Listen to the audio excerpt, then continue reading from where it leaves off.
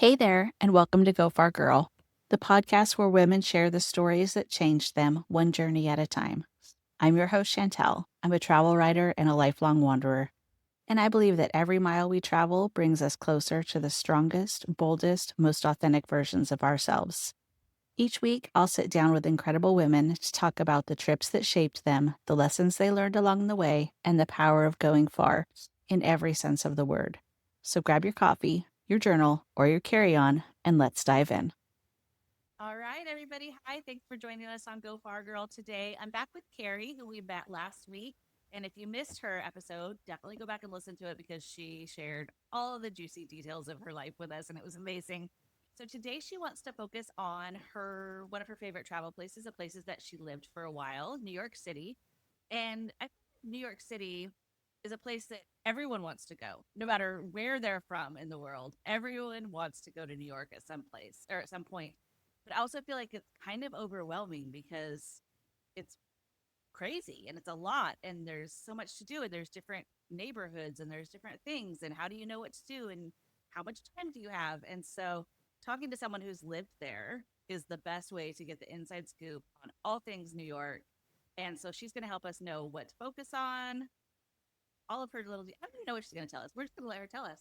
So I'll turn it over to you. Tell us all about the Big Apple. Hi. Thanks for having me again. Yes. So the thing about New York is that it's near and dear to my heart. You know, growing up, I was a dancer, and so that's all I wanted to do was to go there and dance. And my parents wouldn't really let me go to college there. So as soon as I graduated, then I got some dance work, and like I shared last week, I went to Mexico, et cetera, and then I ended up in New York. And it was fabulous until it wasn't. It was great, great, great. I was waitressing, I was teaching exercise, I had friends, I had this big life. I was auditioning all the time, and I went on tour with these Bugs Bunny shows a couple of times, and then it was the 80s, and New York was hard, and so I ended up living kind of what now is Harlem, and the train. I don't know if you've ever seen that Woody Allen movie where the train goes in front of his window. Oh, yeah, And yeah, yeah. so that was my apartment that I came with, you know. So what happened was I was robbed. My dance bag was robbed from a restaurant, and my stuff was robbed from my apartment, and other stuff. I just got robbed like 3 times in a row, and I didn't have work, and I didn't have money. You know, everything just sort of fell apart a little bit. So I had kind of a sour New York ending, and I left and I did other things with my life. And so then when it was time to go back and things were very, very different in New York, it just got cleaner and safer and nicer. And my life was very different. And now I cannot get enough of it. If I could buy an apartment in New York, I would not hesitate at all. Which neighborhood would you want to be in? Well, good question. So, The I Upper East Side. well, I was an Upper West Side girl. The whole time Okay. I lived there, that's where I was, and that's where all my friends were, and we were all Upper West Side people. And so that's like home to me.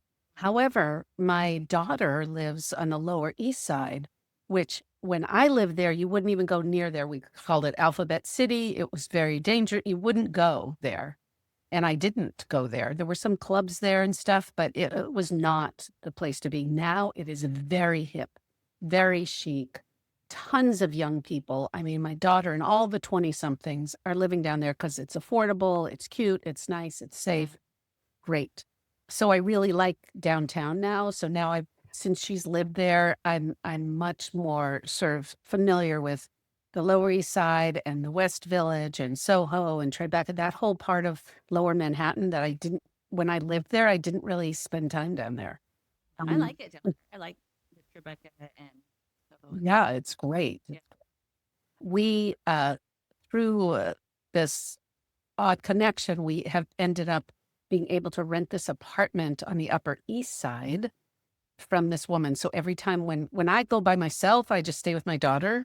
But when my husband comes, we stay on the Upper East Side. So now I love all the neighborhoods because so now I love the Upper West Side. I love the Upper East Side. I love downtown. So I wouldn't stay in Midtown. I wouldn't not suggest that, except I do have a couple of hotels. Like if people want to go to New York for the first time and they want to be close to a lot of things, I do have some places that I recommend that are midtown-ish, but not like Times Square, you So what know? are those places? Where would So, you put so someone? the Empire Hotel is right across from Lincoln Center. So you're like at 59th Street. So it's, you're midtown-ish, but you're still close enough to the park and close enough to Uptown. And then you have all the subways and you can, get to downtown really easily. And you can be near Times Square if you want to be. But I feel like Times Square is just good to get to the theater, eat your dinner, get to the theater and kind Yeah, of get out. I agree with Yeah. that. Yeah. Yeah. I I feel like don't. that's the only time I didn't ever really feel safe necessarily too in New York. It was kind of just in that area. There's just a lot of chaos and a lot of just people and trying to talk to you and grab you to like look at their CDs and all of this stuff. And I just didn't like it. It was just Right. Right. It just doesn't feel like real New York to me. I kind of have that same experience in Las Vegas. I don't like that so crowded and so many people sort of wanting something from you kind of thing. Yeah. Yeah. So, Times Square is fun, like I said, to go to a you show. have to see it too. I mean, and then like you said, Right. fine. Right. Right. Right. Yeah. Yeah. Yeah. Right. Are there other places that you feel like that are touristy so much that they kind of don't really capture New York for you? Like there's a bunch of observation towers, right? So you can go to the Empire State Building, you could go to Vanderbilt One, you can go to what top of the Mhm. rock. So there's a lot of those kinds of things. There's obviously the Statue of Liberty, Chelsea Market, things like that. Are there places where you're like, skip it? So for me, I like the old fashioned, more traditional parts of New York. So like if you're gonna do a observation tower, go to the Empire State. That's my thing. I recommend that all the time and in all my blogs. It's very special. That building is gorgeous. I don't know if you've gone up to the Yeah. 86th floor and you can have champagne and be on the deck, like just in all the movies. And now they have heating lamps. And so even I if it's know. cold, that's It was 8 degrees when we were there in January. And we went to the night, we went up at night. My friend Shelly's like, are we doing this? I was like, heck yeah, we're doing it. But even with the heating lamps, we were just like little mosquitoes. We were just like yeah, sticking to them as it's much as pretty windy. it was Right. so Right. windy. But the sunset is fabulous, and it's the Empire State Building. It's just really special. The top of the rock is nice because you can see the Empire State, right? Because it's lower, so that you can see other buildings that from the Empire State you can't see. Yeah, but all the newer things, I know people love that stuff, and you can like climb the side of the building now, and you can Right. like cross the edge or whatever. Not for me, but I'm the kind of tourist who actually likes tourist things. Like I'm the person who, yeah, I'm going to the top of the Eiffel Tower with my daughter on Christmas Eve. Why would I not do that? I'll wait in line to do that because this is a once in a lifetime thing. So like if you're going to be in New York the one time, yeah, do the one thing. And yes, you might have to wait in line. And yes, it might be a But you are tourist. a tourist. So do the Yeah, tourist thing. do the tourist Yeah. thing. That's why they're popular because they're special. And I like those iconic sort of moments in New York. I just do. And the other thing for me that's very special about New York now is going all the way downtown to the 9/11 to, that whole area. I cried every time. I've been down there. I don't know how many times, and I cry every time. The first time I went was this January, and it's a lot. It's really well done. It's gorgeous and it's special and it's important. And I also feel like there's something about the earth there, right? That is holding all of the people, right? It's sort of sacred ground now. And so I always recommend that people go down there. You don't need to go all the way to the top of the One World Trade Tower or any of those things, but to be there and see those reflection pools and to just be in that space, I think is important. When I lived there, I worked for a catering company and we used to serve the executives of Philip Morris Agency, the cigarette company, at the very, very top floor of one of the buildings. And, those are the buildings that were demolished. And so it was many, many years ago. That was in 1980 something that I worked there. So it's also special for me to go because I used to work there. I used to be serving coffee and breakfast to, there. So anyhow, there's a lot of New York that I recommend. I love spending time in the park. Everybody who goes to New York should spend as much time in Central Park as they can. It's got so much to offer, and there can be tons of people there, but you don't ever feel like it's crowded. It feels safe and festive and, like I said, traditional New York. Like if you think of all the old movies or, all your favorite TV shows or, think of all the times that you've seen Central Park. And so then to just really be there and row the boats and, do all the things. I love it. Yeah. It's pretty. Where's your favorite place to eat? Like, Oh, pick up God. food. Like, Okay. So my daughter is the queen of finding all the best restaurants so that every time I go, then we're out to dinner every night. So I have a blog post of like 39 best restaurants in New York because it's hard to decide. But I would say, like, if you are just there for, a few days, I would go downtown. I would go to the Village or to Soho. There's so many good restaurants down there. Lots and lots and lots of good Italian. And there's a really good Japanese. There's good food everywhere. we got really good sushi. I'm trying to remember the name of it, but it was down right before, it was near Broadway because we were going to a show right after. But I recommend that people don't eat in the Times Square area normally. Yeah. Because Although I do recommend before the show that you eat at Dos Caminos because it is this giant Mexican restaurant that from the outside, it's one of those weird New York things that you think it's going to be a small place. Then you go in and it's huge and it goes downstairs and food. Have you ever had that experience? Like New York has those buildings where you're like, how is this possible? It's like Harry Potter building. But Dos Caminos is really good Mexican. It's really inexpensive, and it is right in Times Square, so you don't have to stress about getting to the theater on time. Yeah. Because this has happened to me where we have missed the beginning of a show because you don't want that to happen. So if you eat at Dos Caminos right in Times Square, you'll have a very good meal, and then you'll be right next to whatever theater. Yeah. I love it. Do you have tips on getting tickets? So I know there's something called the Broadway Lottery. How do you get your Broadway tickets? Okay, so when I lived there, that Tix booth used to be the thing. We would wait in line and I'd get $10 seats and stand in the back of all the best shows. But now I use Today Tix, which is an app. Do you know about this? That's where I got mine. Oh, okay. So that's what I use because I can use it here in San Francisco. I can use it in New York. I can use it anywhere. And you can set like an alert that, let's say you're going to be there for a while and you want to see a certain show, they let you know if there's like $40 seats for that night. But you have to be able to go like right then that night kind of thing. But there's a way to set that up on the app. So yeah. And the app is free. So which I also love. Right. And I think pretty much anywhere you're going to buy tickets, you're going to have to pay those extra fees and So I don't find that Today Tix are any more. And I don't think it was unreasonable. I don't think, like you said, it's just what you assume. If you're on Ticketmaster, even going to a baseball game or something, you're always right. So Yeah. So I always suggest that people if you have just a limited amount of time and you got to go to a show. I feel like, one of the nights, I feel like you got to go to the Met. There's a lot of art museums there, and I'm a huge art museum fan, and I love, love, love everywhere I travel to go to art museums. But if you can only go to one museum in New York, I would suggest that.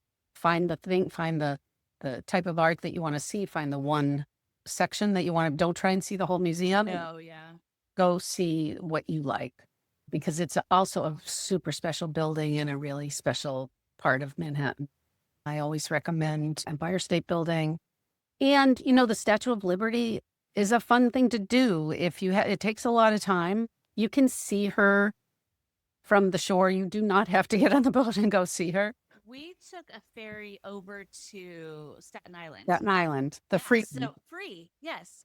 So that's what we did because I had been out to Liberty Island before and Ellis Island, and but my friend didn't want to necessarily. It was just so cold when we were there, so she's like, Yeah, I just yeah. want to see it kind of close. So we just hopped on the ferry, stood outside and froze, and got a good picture of her going by, and then flipped around and came back. And so that's a good tip too. You could that you don't have to go there. You don't have to do the tour or whatever. Exactly. Right. It's a free ferry to Staten Island and back again. But you have to get in the queue. You have to wait again, right? To get back on. Yeah, Yeah. we were able to just like really like just walk through and get back on Okay. like the very same boat we had just gotten. Or yeah, so it was perfect. We were like, oh, Yeah. this is great. So, I mean, if you have time to do, I think the Ellis Island Museum is very well done. I agreed. really And I like think that that can be museum. emotional too. I think Uh-huh. I had an emotional experience when I was there. I think that's really a special place. Mhm. Yeah. There's so much history, especially if you had family that you trace came through there, kind of adds on to that. And I think that's pretty amazing. Right. But Right. for Yeah. those that don't have time, If you still don't have wanna that see the time. Statue of Liberty, and so this Yeah. is nice. Exactly. Yeah. Other places that are kind of more local that are dear to you that people don't get to see. They're not maybe the top 10 in the tourist book, but people miss it. I like Chelsea a lot. I think that neighborhood has a lot to offer. And I feel like a lot of people aren't suggesting it. Like the High Line is great. It's a great thing to do any time of the year Yeah. because it's just for your listeners, if they don't know what the High Line is, it's an old railroad track that rises above the streets of Manhattan from lower Midtown.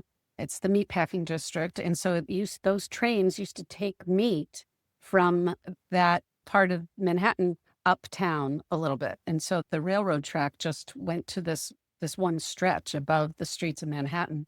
And then it was, it stopped, running many, many, many years ago. And it was just, they were going to tear it down. And neighborhood groups turned it into this art installation, and it's a garden. And so you walk up on the High Line and now they're extending it. And so it's just filled with flora and fauna. As the seasons go on, it changes, and there's sculptures and there's benches and there's views of the river. And it's just lovely. It's lovely and it's free. And it's like just a super nice way to see a part of Manhattan that otherwise you wouldn't see. So I really like it there. Kind of like a little haven. Like you said, you just get above things. And yeah, it's unique. You don't get to do that everywhere. Right, right. Especially on the streets of Manhattan where the concrete jungle and the sidewalks and everything's it's so intense. It's nice to be up above and to overlook the water. That's another part of town where there's Little Island. Did you guys do that? Did you go? No, we didn't go to Little Island because it was so cold and we were only there a couple of days. I had a conference one full day. So we went to Chelsea Market. We went to the Starbucks roastery. That's Okay, which is very cool, it's right? so cool. So we had been to the one in Seattle because that's where we live close by there. And so we saw that. We're like, okay, well, obviously we're going to stop in here, which is a whole event in itself. And then we just went over across the street to the market and got, I think we got food from like 3 different places, like a taco and some dumplings and some noodles, and kind of just hung out there. And then I have been up on the Highland before, but not over to all the way down to where Little Island is. So I do want to do it, but do you want to explain that to people that haven't? Yeah, so Little Island is after there was a hurricane or, that part of Manhattan and the piers. There are all these very historic piers along the Hudson River. And so there was a storm and and that whole neighborhood was struggling. And so an island was a man-made island was built out of they're called like tulips.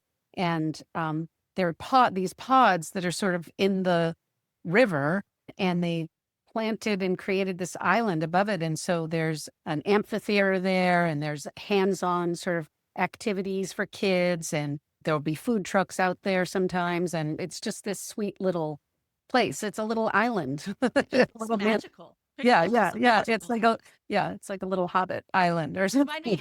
You know what it reminds me of when I see the pictures? I always think of like Super Mario Brothers, the video game. Oh, yeah. I don't know why that's what always triggers when I look at Mario. Yeah. And right next door to that is this Pier 57, and there's a food market there, similar to Chelsea Market, but you can go in there and buy food. And then up above is a park, like a rooftop park that you can bring your picnic and eat and be over the river. And, Oh, that's and if let's say you're not a big museum person, you can spend lots of time in Chelsea just going in and out of the galleries. So this is another great way. You're not spending any money, and it's like you're being in art museums, some of the best art you'll ever see. And there's tons of galleries in Chelsea. So you can just literally walk up and down the streets and wander in the galleries and out and, see stuff you like and leave if you don't like it. And the Whitney Museum is there, which is very, very beautiful American contemporary art museum that's small enough. So like if you're overwhelmed by the Met, the Whitney is a great place to go because you can pretty much see the whole museum in one visit. They'll have their permanent collection is great, but they also have great exhibits, and you can have like just a few hours there and pretty much see the whole thing. So that's a great neighborhood. The other neighborhood I would recommend that I think people don't know to go to is South Street Seaport. I don't know if you guys went down there. So this is like the oldest part of Manhattan.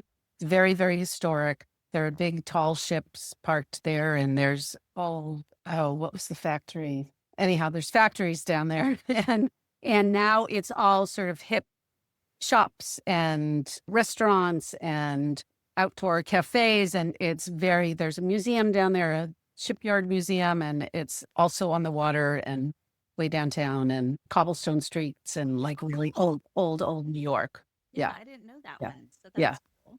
Yeah. I'm like making South Street mental Seaport. notes and planning Yes. a trip. I'm like, all the things done. Yeah. So that's Yeah. amazing. So there really is. I mean, it's kind of cliche, but there's something for everyone in New York. But there really is, right? Because you could go all night long, crazy, crazy, crazy, and have something to do all the time. Or you could really slow down and pick and choose, like you were saying, just walking to boutique stores and art museum or art galleries, things like that. You really can make it kind of your own little place, right? It's true. It's got a European style in that you could literally just find a cute cafe, which there are thousands of them, and you could be down in Tribeca or Soho and sit at a cafe for hours and hours and hours like you would in Paris. You don't have to be going all the time at all there. And yeah, even when it's cold, we go there a lot at Christmas time, and it's festive, and it's cold, and you were just there, and it's a cold winter, but still it's everything's lit up and decorated, and so yeah, I even like New York in the hot summer. I mean, a lot of people can't stand how hot it gets there, but I kind of don't mind, because I love to just be walking in New York. There's just so many iconic things. I was thinking, even we just went to the biggest Macy's in the world and rode like they have a wooden escalator from I don't even know what year, but you might. But it's just like all the things that you can really only do that are so New York that are just like I wouldn't just go on vacation somewhere and be like, oh, I really want to go to Macy's. But I really want to go to that That's where the Macy's. Thanksgiving Day to parade. But like I want to go to that Macy's, right? And so I think that there's just those things that are funny, or I don't find myself often like I would just really like a dollar slice of pizza right now. Yeah. But if I'm in New York, you dang well better bet I'm having a You want dollar that? slice You of want pizza. that bagel, and you want that pizza. Yep. It better be dripping. Like I want it. One So- time we were there, this was years ago, and we were at 34th Street in front of the Macy's at Herald Square, and it was a salsa class. So I just threw down my backpack and we were dancing with I was like, only in New York is there going to be a salsa class in front of the Macy's. Like, how did that even happen? I don't know. I Yeah. love that though. I love that. Yeah.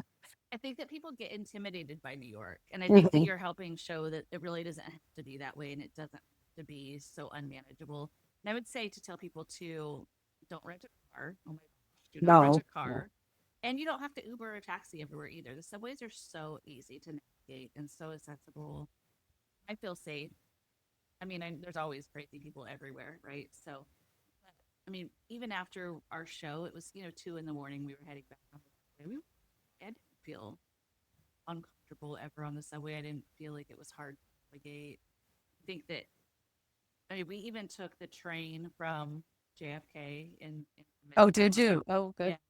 There's a congestion tax now that they're charging on Ubers and taxis, things like that. So it makes it was already expensive, so it makes it more expensive. And I think that the subways and the public transportation is just so easy and affordable that it's not something to be afraid of. Now you can just tap your phone. Like if you have your Apple Pay, whatever, Yeah. you can just tap in. And now that I'm 65, I'm going to New York in a couple weeks, and I'm gonna get a senior pass thing. I have to show my ID, half price subway, half price. Yeah. Amazing. Yep. I think It's that's a thing too. And it was maybe like ride like 12 times in a week, but then after that, everything's free or something yeah, like yeah, that. yeah. You So, can buy a pass, an Omni pass or something. It's yeah. So probably if yeah. you knew, you were going to be there for a full amount of time, you'd have to kind of map it out to see if that was If worth it's it. worth it, right? But, But New York is cleaner and safer than parts of San Francisco now. oh, You know, honestly. there are parts of San Francisco that are gorgeous and still lovely, but we go to New York a lot and we're always like, wow, it's actually really nice here. I mean, chances are, as a tourist, you're not going to be on the subways and the trains of the parts of New York that maybe That you you shouldn't be shouldn't on. be going to, right? So I agree with you. Yeah, 2 in the morning, you're still kind of going to be okay. I mean, we make sure our daughter Ubers home if she's alone or whatever, or she's not doing unsafe things.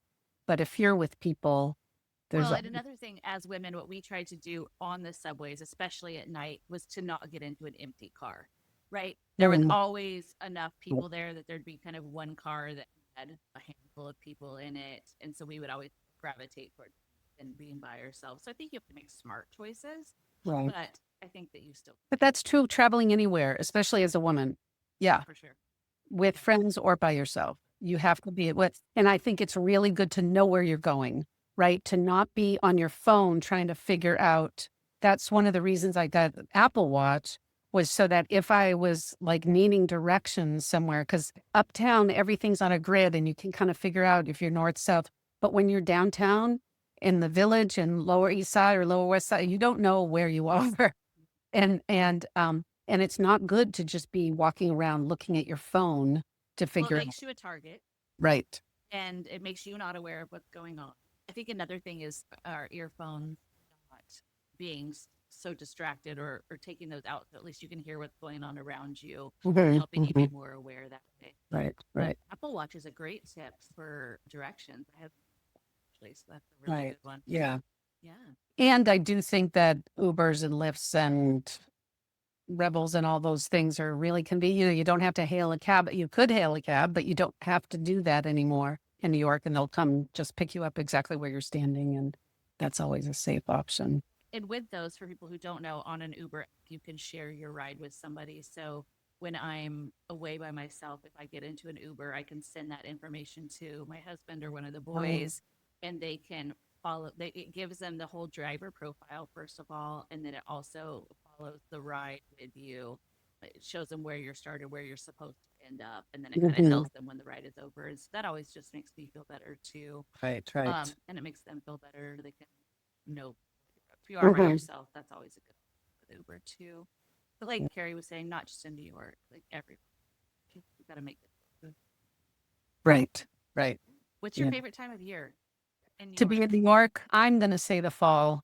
Okay, so if someone's never been, If someone's never been and you have a choice, I would go in September, October. You're still going to get some of those sunny days, but you're going to get really beautiful trees in I the bet the park. park is gorgeous. I mean, like right now, the park has all the cherry blossoms, so spring is also nice, but it's more dicey in terms of the weather. But the fall is pretty consistently going to be crisp and still sunny and really pretty. Yeah.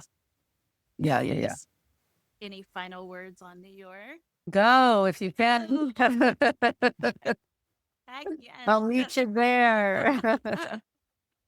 I love it so much. Thank you for sharing that with us. New York is always such a fun topic because everybody sees it differently. Everybody's had their own experiences there. And like I said, everybody wants to go. Everybody should go. Yeah, I'm glad you got to go this year. Yeah.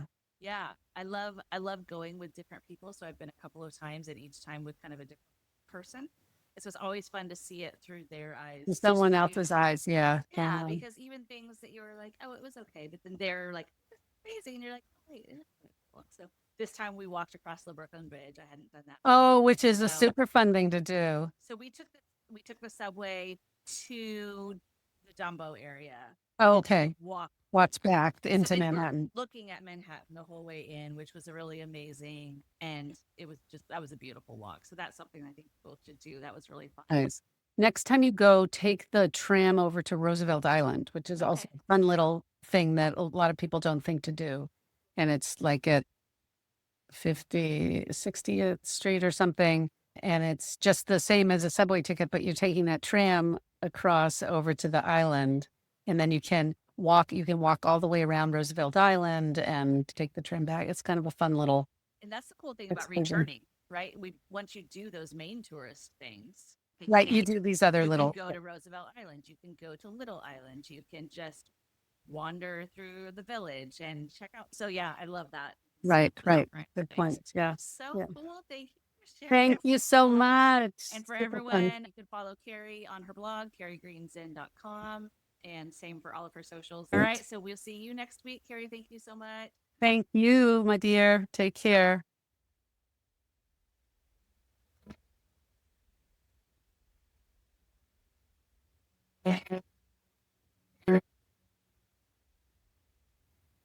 Thanks so much for listening to Go Far Girl. If this episode made you smile, dream a little bigger, or realize it's never too late to book the trip, I'd be so grateful if you'd share it with a friend. And hey, we've got an amazing group of women waiting for you inside our Facebook community. Just search Go Far Girl. Come on in and say hi. And until next time, keep exploring, keep growing, and never stop going far.